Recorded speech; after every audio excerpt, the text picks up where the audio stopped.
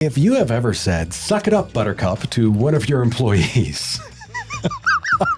I have too, because I have. Right.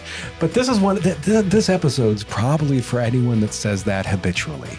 Yeah, probably. I know the context at which you say it, and I know the context at which most other, if you've ever even thought of that. As a strategy. This is strategy. Stay tuned.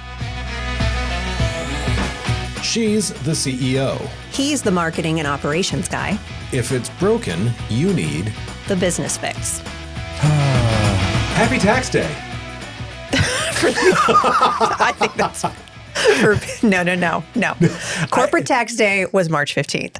Yeah, no, I find it so funny that like today's episode comes out on April 15th. Mm-hmm. And it's the bane of so many people's existence. And tomorrow there's some accountants that breathe a sigh of relief. There are. Not mine, because he can't file our taxes until October. Right. Yeah, no, yeah. I get it. There's a lot of tax accountants out there that finally get to breathe again tomorrow. Yes. And for them, we say, congratulations, good job. Way to avoid the stroke this year. Uh-huh. Now show up at the networking events we've invited you to. Right. That you've neglected for the past 3.5 months. Uh-huh. Yeah, no, totally makes sense. And it's once again, it's Ohio. It's not spring yet. No. Nope. Tis not. Springish. Yeah. We might get another blizzard. Right. More springy days though. There's hope. There's hope. I don't look out my window, just start to cry. No. When do you start to feel like spring is a thing? May. I trust that we're going to have decent-ish weather by the time we get to May. It still may be cold. Occasionally it might spit some snow, but it's going to be fine. I look at it differently. I look forward to just the days, that 1 or 2 days that I can get a hold of and go out and do something. Yeah. If we get a 50-degree day in January, if we get a 40-degree day in January. Oh gosh, we're outside with shorts on. It's fine. I'm outside picking up sticks in the yard just to be like, I need fresh air. Yes. We talked about this earlier, the city mouse country. Yeah. Yes. I need outdoors in order to survive. I need to pick up sticks. I need to split wood. I need to do things that make me feel like I should have a beard. I'm like, oh, the weather's crappy. Go do more work. That's kind of how I feel. Right. No, I'm super productive in the winter. Super productive for the business in the winter. That being said, we are going to talk about psychological safety, which so many people think is coddling. Yeah. Fruit granola stuff. No, it's not. It's not fruit granola stuff. You going to sing Kumbaya on a circle? What are you going to do? No, I'm excited for this because I feel like so many people have a wrong perception of this. They do. That someone can feel psychologically safe even as you fire them. Yes. Psychological safety makes you money. That's the best way to put it. You want to make more money? Pay attention. I'm interested now. I was gonna, yeah. Yeah, you were gonna check out? Yeah, I was just gonna leave. Just be like, this is Chrissy's topic. I'm out of here. We get so many, especially old school leaders that are like, hey, this is soft or coddling. To me, this is an operational thing. It's a requirement. Yeah. Especially as generationally, we have seen how that has changed. I have seen old leaders try to apply the just buckle down and do it, the gruff suck it up Buttercup attitude. Yeah. And I see how that just makes people instantly turn up 2 fingers and hightail it towards the door. Yeah. To me, if your team doesn't feel safe to fail, they will kick the can down the road. They will hide stuff and until eventually terrible example of this, but eventually you end up with a Challenger space shuttle. Yeah. Kind of what happened with that. So, because nobody wants to tell anybody anything. No. So we're going to talk about risk management as psychological safety. Yeah. Instead of being foo-foo nice. Yes. Because people are like, how is Josh going to talk about this? Yeah. Well, or if you've ever sat in your organization and you're in a group with people and you've had to make a decision or something has come to light, you're like, why didn't anybody tell me this sooner? You don't have a psychologically safe organization. Correct. The other way that I look at that is can I say this out loud? If you can, Granted, there's certain things you shouldn't.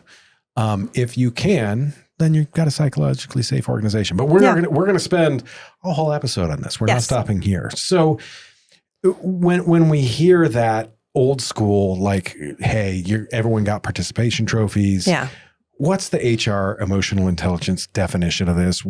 And why?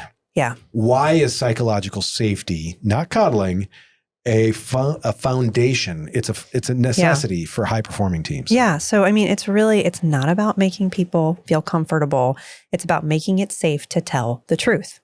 That's what psychological safety means. And there are 3 S's of high performance culture, and they all center around psychological safety. So the first is speak up. So speak up culture. This is the foundation. People feel able to raise concerns. They can admit mistakes. They can challenge ideas without the fear of backlash. When you're like, I don't understand why people won't tell me things. Maybe if you said, I don't understand why people won't tell me things, right? A little bit different. They might. If your response is to scream at them. Yes. Or if someone else in the company says snitches get stitches. Yes. There's a problem. Well, I think it's really simple. If your team can't speak up, your business can't speed up. Ooh, I like that. So we talk about S's, speak up culture. If you want to go fast, you've got to be able to have people that are willing to pull on the line and say, hey, this isn't working. Hey, this may be an issue. Hey, we have a speed bump. Let's figure this out. Second S is strong standards. And this is, I think, where leaders get it right. Safety doesn't mean softness. Expectations are clear, accountability is consistent, and performance still matters in a psychologically safe environment, right? Yes. High safety with low standards is comfort. High safety with high standards is performance. So you have strong standards. So that's the other. So speak up culture, strong standards. And the last is scalable systems. And this is where, business, it becomes a business advantage. Because when people speak up and standards are clear, information flows faster, problems get solved earlier, and the company can actually grow. The faster truth travels, the faster the business performs. There's a problem. You want to fix it. Yes. Not duct tape. Not duct tape. So speak up culture, strong standards, scalable systems. That's what turns psychological safety from that soft concept into a performance driver. So if you have those things in your organization, you're going to model and you're going to have psychological safety. And if you don't want to talk about it as saying the word psychological safety, then how about you just change it to high performance culture? Because psychologically safe equals high performance, because you're able to see the issues and you're able to navigate them in real time. Yeah, no, I like the high performance culture. Yeah, just you can release it. I say psychological safety all the time, and people their eyes glaze over, and it's like, oh, fine. You want to do a high performance culture? Yeah, I want that. Same damn thing. Fine. I love when Chrissy gets slightly mad. And it's not directed at me. It's not you. But there are moments where I just look, I'm like, okay, that's fine. We can use your words. I totally get it, because there's so many people that get so hung up on their perception of a specific what the word is, instead of what it actually is and or should be. Yes. And that's where they get that. Yeah, no, totally get it. Yeah. What happens when people don't speak up? When they don't feel safe to speak up? Disaster. Nothing. We have culture killers, and we talked about that. Yes, we have. The meeting after the meeting. Yes. Yeah. You want to talk about the hidden costs of the meeting after the meeting? Yeah, I saw that the other day with something, and I saw a group meeting, and then I saw 3 people meet, and then I saw 2 other people meet outside afterwards. Exactly. And it was funny. It was in a public place. Yeah. And I saw the meeting, and then I saw, but you could tell it wasn't a friendly conversation. Like, hey, how's the wife and kids? It was because they got closer together and just kind of. Right. Mm-hmm. It became very serious all of a sudden. I'm like, oh gosh, I saw this meeting after the meeting. Yeah. And I saw 2 of them, and I'm like, oh, that's bad. No idea who any of these people are, but I could identify it from across the coffee shop. Absolutely. And that person, probably that third person that was in the meeting that left, thought everybody got along in the meeting and everything's fine. Oh, 100%. Yeah. So because it's an expensive pattern. You think about how to phrase it. When people don't feel safe to speak up in the room, they don't stop having opinions. They just move their opinion outside of the room. Yes. So, they went to the next table, it went outside. So that's how we get the meeting after the meeting. If they don't feel safe talking about it with you, they are still going to talk about it with someone else. Correct. But you have to think about this in 3 parts. You get silence, you get side conversations, and then you get a slowdown. So silence in the room is in the actual meeting. Everyone nods. There's no pushback. There's no questions. There's no tension. We're like, does anybody else have anything else to say? And you're like, okay, good. And leaders walk out thinking, we have alignment. Great meeting. Everyone does what they're supposed to. But what you really have is compliance. You don't have commitment. Yeah. So people are doing it because. So because in that moment, people don't feel safe to disagree. They stop telling you what's actually true. And then that gets you the meeting after the meeting or the side conversations after. So the real conversation happens in the hallway, or it happens in the Slack channel, or it happens in private in the text thread that you don't have. Right. That work text thread that includes everyone except you. Yes. Or when you're in the meeting and all of a sudden you hear a ding and you're like, what's going on? And there's one other person and they're texting and the other person's texting. And they're texting, that won't work. Did you understand what they meant? We're going to have to redo this. Like I know you've been in those moments. I love seeing it because you see the one person type and then 5 seconds later you see the other person look at their phone. Yes. And you're like, my favorite's when that happens on a Zoom meeting.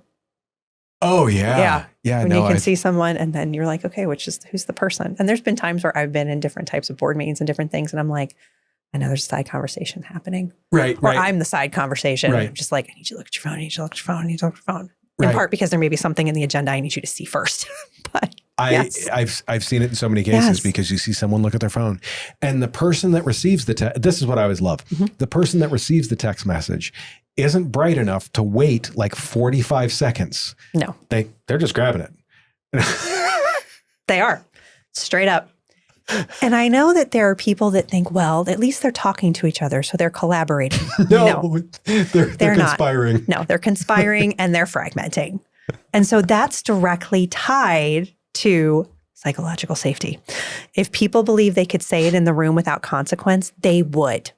100%. I guarantee you, the person that sets the text thread in motion probably could have the conversation without an issue, but they don't feel like it's either worth it or they're going to be heard. So forget it. I'm just going to do this. I'm going to text my work bestie. I'm going to send it to Bob or I'm going to send it to Carol in accounting. Yes. And then what these side conversations do is they create a slowdown across the system. And this is where cost really hits.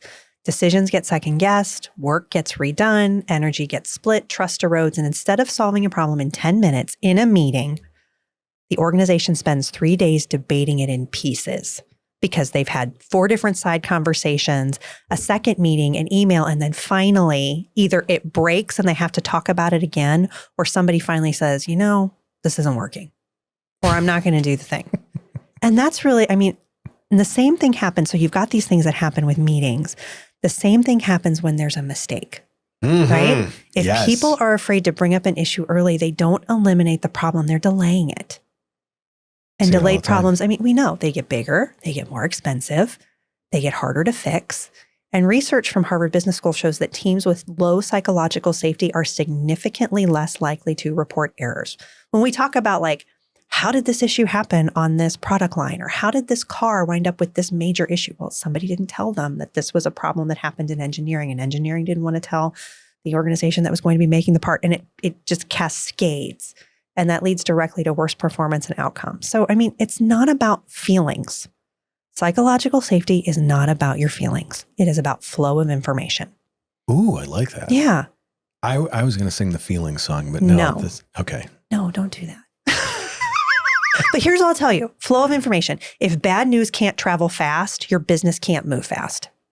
I agree. Yeah. And bad news typically travels faster than good news. Yes. So if bad news can't travel fast, what do you think happens to good news? Exactly. It dies. So it does. You're like, it dies. Yeah. But you know what? Here's what I will say too about side conversations. And somebody actually has said this to me in the past. If your team won't tell you the truth in the room, they'll tell each other in the hallway. Ooh. And that's where your culture starts to break. Yep. So, and it's Julie Wheeler in our organization, she says it all the time. If your team won't tell you the truth in the room, they're going to tell it to each other in the hallway.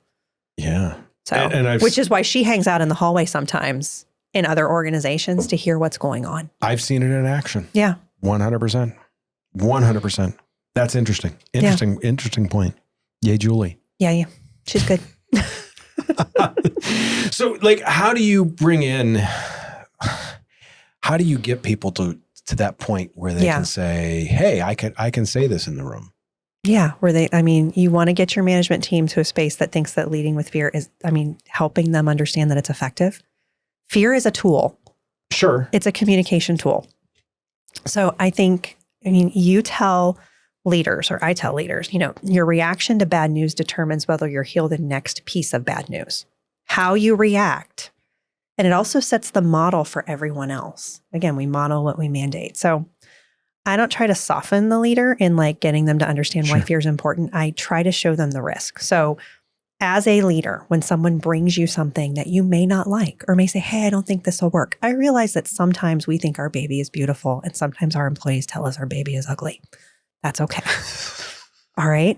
You do not need to react emotionally, shut people down, or punish mistakes, right? You say, when somebody gives you feedback, what should you say, Josh? Whether you agree or not. Thank you. Yes. You should say thank you. And I know you may be thinking other things, but just say thank you. The first word may not be thank. Yes.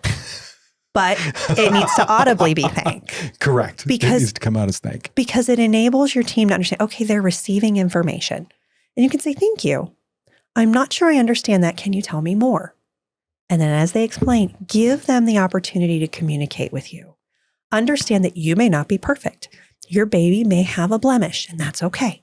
All right. So the things that we talk about, we have 3 behaviors. We pause before we react. Take a deep breath, say thank you. We ask instead of assume. Huge. Big one. Yes. And then we reward truth-telling even when it's uncomfortable, right? Thank you for bringing this to my attention. I'm sure that it probably wasn't easy for you to think about, to talk about that with me. Yep. There have been a couple times in the last few months where we've had some issues at Clarity, and we've had some performance issues that we've had to talk through. And it was my assistant who had hired someone and was managing that person. And she had to come to me and say, Chrissy, I don't know that this person is working out. Here's why. And for her to do that meant that she had to admit that maybe she didn't make the right hire. Yep. That's a huge step. That's huge. In bravery. So I acknowledge, I really appreciate that you came and told me this. Let's work on how we can build some of these things together and figure it out. But otherwise I'm saying everything's working. It's well, why isn't it working? Oh, because this person isn't working out. You've got to be able to, the goal is not perfection. The goal is visibility. When you're talking about high performance culture, when you're talking about building high performance culture, because we're not going to call it psychological safety, because clearly it's a trigger for some of you.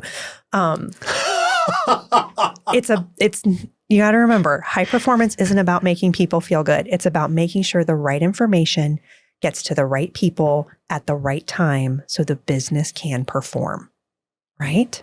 100%. Yeah. 100%. If your team can't tell you the truth, you don't have a culture problem. You have a performance problem. It's performance. Yes, it truly is. Yes. It's funny because I defaulted on your 3 things. I combined them into one for me in order to make sure that I do the right thing each time. Yes. I had a question that I just defaulted to every single time. Mm-hmm.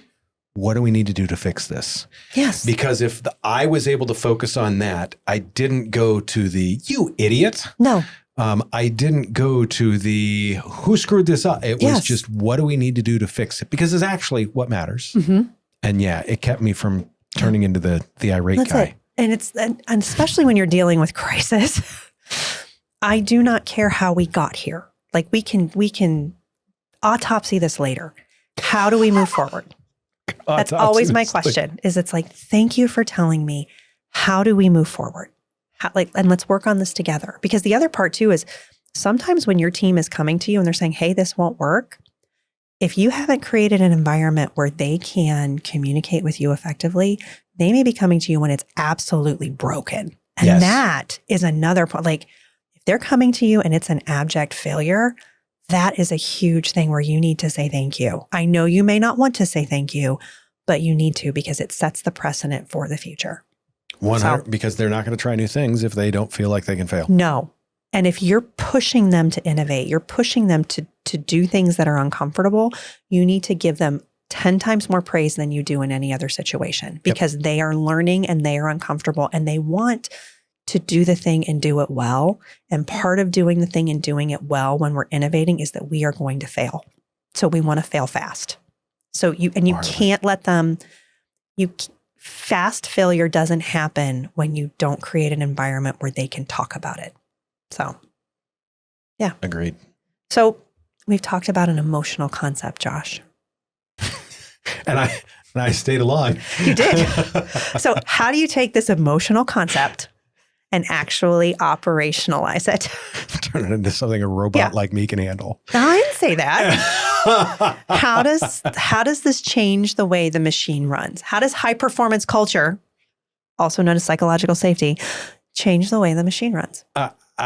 Like I said, I would always go back to how do we fix this? And to me, it was identifying what part of that operational procedure failed. Yeah. If you have, if you're trying something new and it fails, just realize, hey, we're trying something new that failed. Great. We got to try something different. If it's something that you do all the time, you should have an SOP for it. What failed in the SOP? Sometimes it's a person screwed up. Sometimes it's a person forgot something. I always look at that as an opportunity is, hey, do we need to change our operations to adapt for this? Or was this just that someone dropped the ball once? I'm not going to turn the company on its head for a mistake. No, how did this happen? Right. But if this is something that we start seeing a pattern out of, and I know you guys have heard me say 10,000 times, once is not a pattern, twice is not a pattern. You got to have 3 or 4 times before it's a pattern. If you see a difference in pattern, then you got to realize, hey, do we change our SOPs to adapt for this? If you make it, Bob screwed up, then once again, people are going to hide. Yeah. Or who did this? Right. If you focus on why did the system allow this to get screwed up, then people are willing to help you fix the machine. It's a simple language shift. 100%. If someone screws up, they typically know it.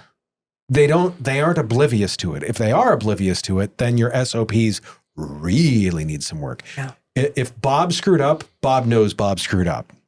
If you have the right people, Bob wants to fix it. Bob doesn't need screamed at about it because Bob already feels bad enough about it. So work with Bob to fix it, to make sure, and to put in safety guards so it doesn't happen again. If Bob doesn't want to fix it and Bob kicks it down the road, it's time to find either someone besides Bob, or you have to look in the mirror and like, what is my culture set up for this? Yeah. Have I set this up as a kick the can down the road culture until finally Josh loses his ever loving mind about it? Yeah. It should never get to that point. Yeah. Or how did this get? Well, we knew eventually you would come back and fix it. And if you're the hero in your business all the time, you've created that monster. 100%. That's your fault. Yeah, 100%. We've talked about that in the past. Yeah, it's in business. If it happens, it is your fault. As the owner, as the leader, always, it's your fault. The other thing that I have always tried to do is I like to call it the operational red pull cord. It's like the one on your garage door. It's like the big red button on the assembly line. Yeah.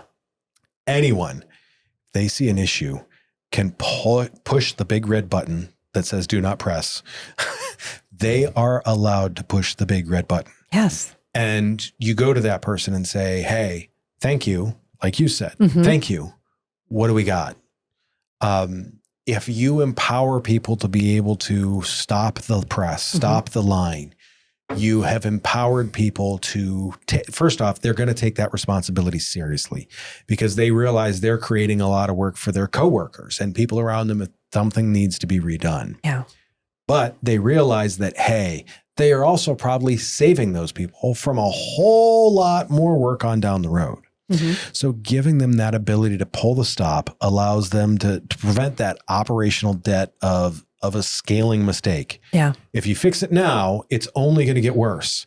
The example that I want to give is a newspaper. If you notice a typo and you've already printed 500 issues, push the button. Yeah. Because we don't want to notice the typo after we've printed 10,000. No, and retractions are expensive. Yeah. So yeah, that's the thing. And it's once again, it is making sure that you are doing this to say you can pull this cord in order to make sure everyone around you is successful. Yeah.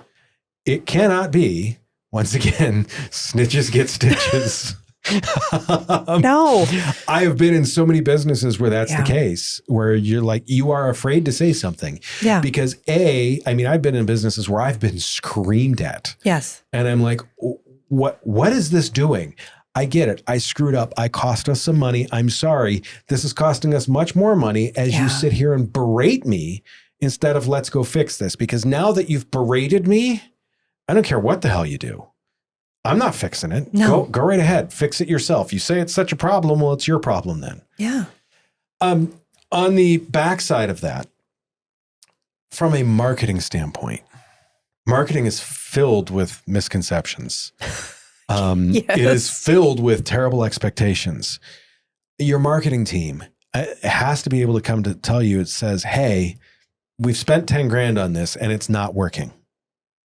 Stop spending money on it. Yeah. Many marketing companies won't tell you, hey, this isn't working.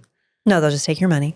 They're afraid of losing that. And then they're afraid of, you have to be able to say that if we aren't at this point in time, it's failed.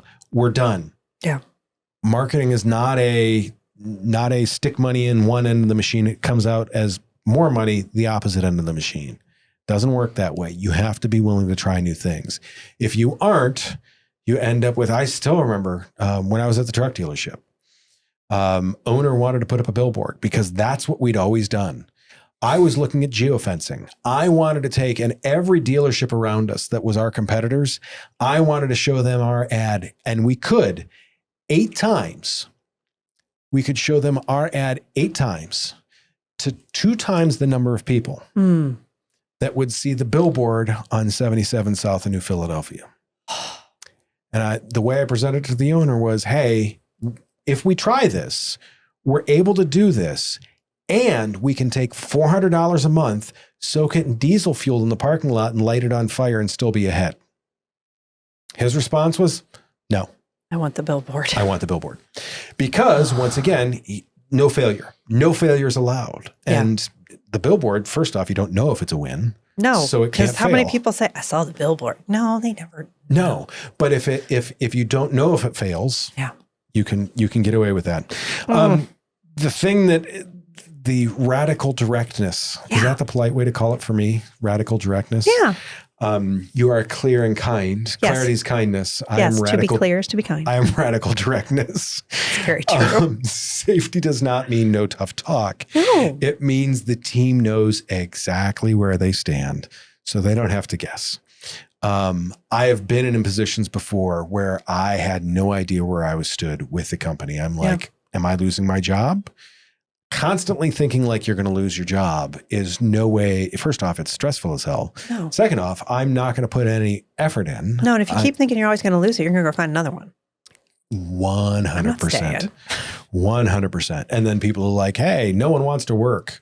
Correct. No one wants to work in an environment where they have no idea where they stand. That directness also comes across as consistency. I've worked for people where you had no idea what their answer was going to be. If I went with someone like to tell someone, hey, we'd like to try this marketing initiative. We'd like to try this operational initiative. You knew what their answer was up front. You just needed their blessing. Yeah. I've worked for people where you had no idea what they were going to say. You could be like, I think they're in a good mood today. I'm going to go ask. And you would ask and they're in a good mood. And they're like, what the hell are you talking about? You're like, oh, wrong mood, wrong good mood. Yeah, wrong good mood. With that, you remove the fear of the unknown. Yeah. No one wants to run into a dark room. People are willing to run into a room that has the lights on. Mm-hmm. No one wants to run into a dark room. No. If you have the lights on for your people, guess what? They're going to be willing to run in there for you. The last thing that I want to talk about, because I've been in these situations, and I'm sure that you have talked to people about these situations, is chill the hell out. It may be a big deal in the moment. Yes. It may be a big emotional deal for you. Yeah. Don't make it an emotional deal for your employees. No. Anger defaults to yelling. Mm-hmm. This is why I said earlier, I defaulted to when someone came to me with a problem, how do we fix it? Yeah. Because if I approached it with that mindset, I wasn't allowed to get mad. No. Because I instantly went to, let's fix this as soon as we can so it's not costing us more money. Let's fix this so it's not costing us more people. And if I go at it that direction, that person feels safe in coming to me, not like I'm going to turn into one of those inflatable used car things with screaming. That all being said, one of the things that I kind of want to discuss with this, how do you do the messenger audit? So what happens when like the person that brings the bad news? Yes. Because sometimes it's the person that brings the bad news isn't necessarily the one that caused the bad news. No. I don't, once again, snitches get stitches. Yeah. They may just be the brave person who knows how to handle you, which is sad. And that's so how do you handle that person? Because the last thing that we want to do is yell, like, we don't want to kill the messenger. Yeah. We also don't want, like, we don't want our company to be set up so we only have one messenger. Yes. Because then snitches will get stitches. They will get stitches. How do you audit for the messenger? So I would say in healthy, high-performing cultures, the messenger gets thanked. We say thank you. Yeah.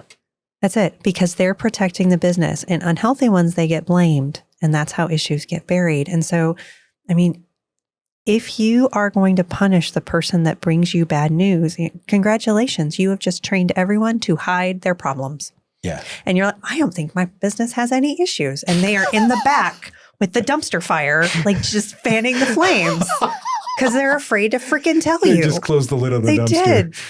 And it's just, they're like, oh, I heard an explosion in the back. I wonder what that is. That is your business blowing up because you've created a culture where no one wants to tell you there's a problem. And then you're like, why didn't anybody tell me? It's because of you, because you've created this environment. If you have ever said that statement, why didn't anyone tell me? Yeah, you already know the answer. You know the answer. It's you. And there have been times where I've said that in my organization. I'm like, oh crap, I've got a problem. I got to fix this. Yeah. There are certain things like that is a red flag to yourself. Why didn't anyone tell me? It is. Yeah. Now, at some point, as you continue to grow your business, you build a high performance culture.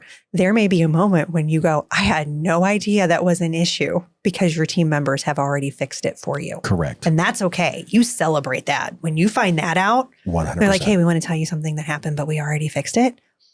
Great. Yeah. Have a party. Yeah. Not pizza party, but have a party. Have a party. What happens to innovation with fear? Oh,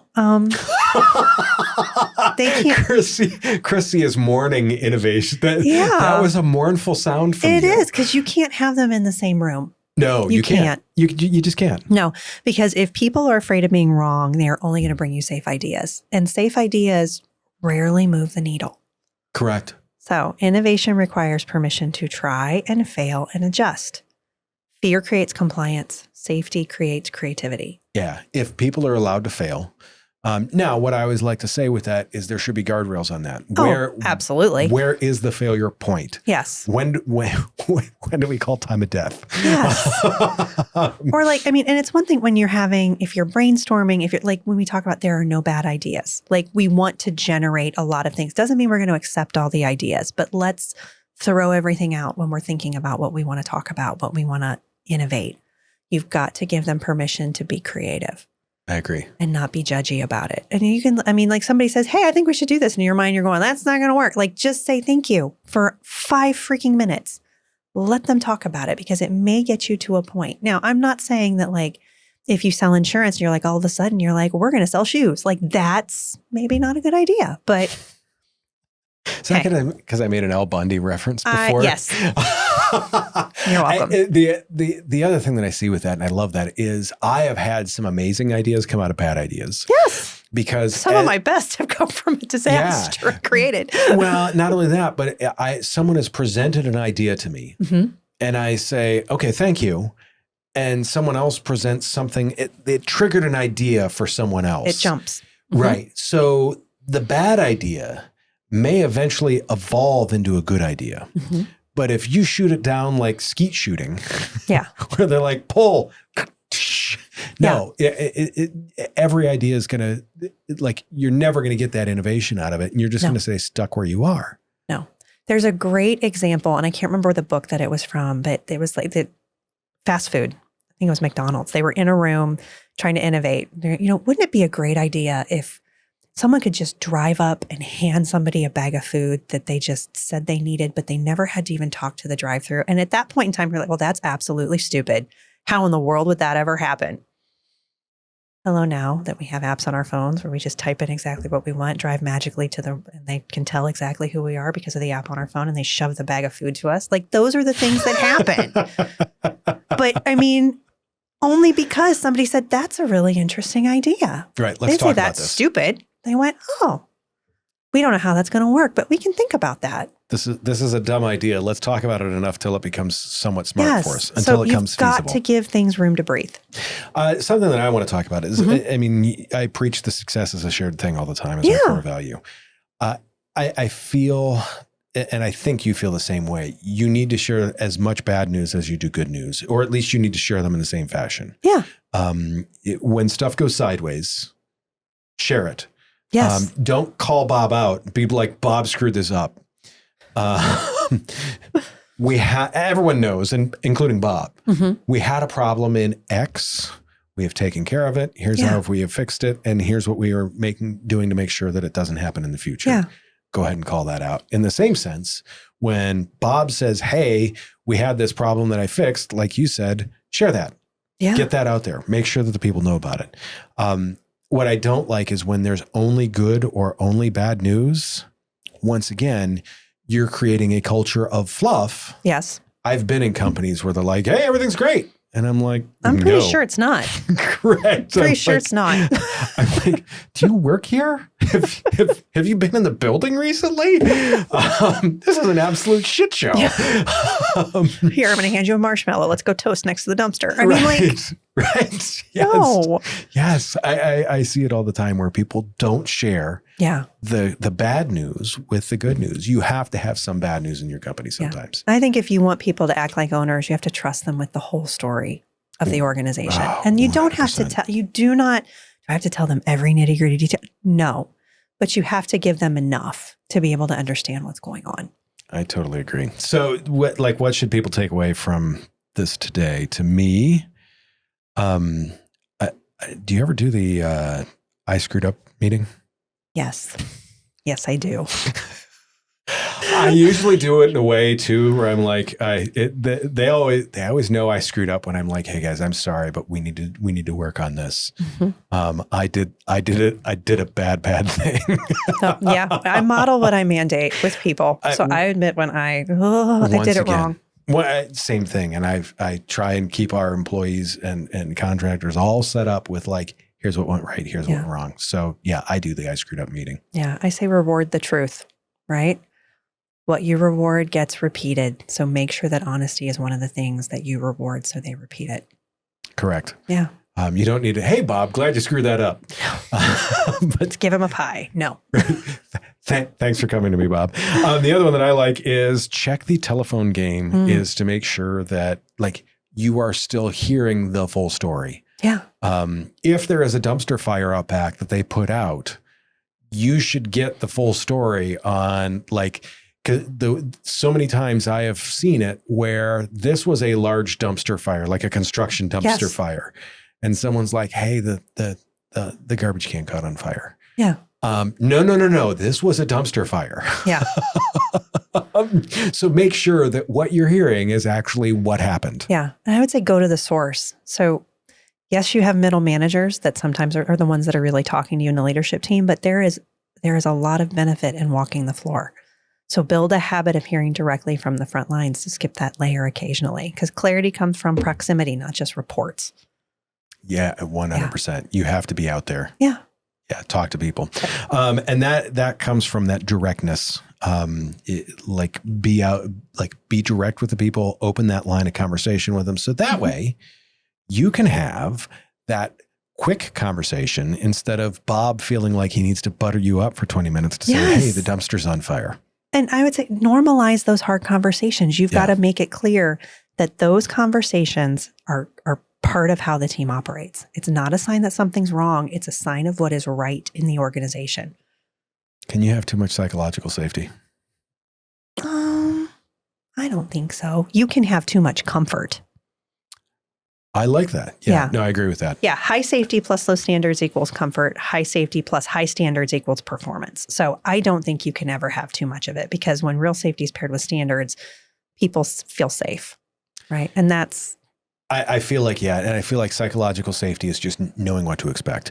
So much of what leadership is and what we talk about is expectations and setting those expectations. They know if something goes bad, what's going to happen. Yeah. As long as they feel comfortable with what's going to happen, great. Yeah. What's the red flag word for a manager that they use to signal they're accidentally coddling instead of leading? There's so many of them. Mm-hmm. It's fine. It's fine. Everything. And all I can think of is that meme of the dog drinking a beer in that bar that is on fire. Yeah. Going, it's fine. Everything's fine. To me, that is it. Yeah. Now, granted, as business owners, whenever we talk to each other, how's things going? Oh, amazing. Really? Yeah. Amazing. Everyone's like, yeah, no, they're awesome. Got good stuff going on. Yeah, we're not sure how we're going to make payroll this week, but we're good. No. So to me, it's one thing, but don't let the external talk go internal. Yeah. If there's issues, you need to talk about them. Yeah, talk about them. Yeah. What's the red flag word for you? Is it everything's fine? Yeah, it actually is. How's it going? It's going. They say it's fine or it's going. How's your day? It's a day. Those are the three where I'm like, the one when they say it's a day, I'm like, I want 3 words that describe this day. And then they'll usually look at me and I'm like, 3 words. You give me your 3, I'll give you my 3. That breaks it. And so then they know, oh, I can tell her whatever. Is it bad that usually all 3 of mine are a swear word? Sometimes they are in the HR space too, so we're used to it. I kind of expect if one of them isn't, I'm like, wow, how's it really that good of a day? Or what? It's that bad? You can't use your favorite word. Right. So right, nice. I love it. I absolutely love it. That to me seems like a great place to end this week, because we feel psychologically safe enough to talk about the shit show that sometimes is life. Uh-huh. Do us a favor, go to businessfixpodcast.com. We would love to hear what you want to hear next. What are the problems in your business? You can stay anonymous if you don't want to admit it to other business owners. That's fine. Send it in the DMs. We'll keep it anonymous for you.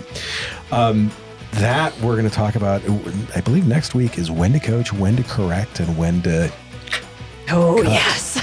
That's a fun HR topic. It really is. It really is. Do us a favor. Take care of yourself. If you can, take care of someone else too. We will see you very, very soon.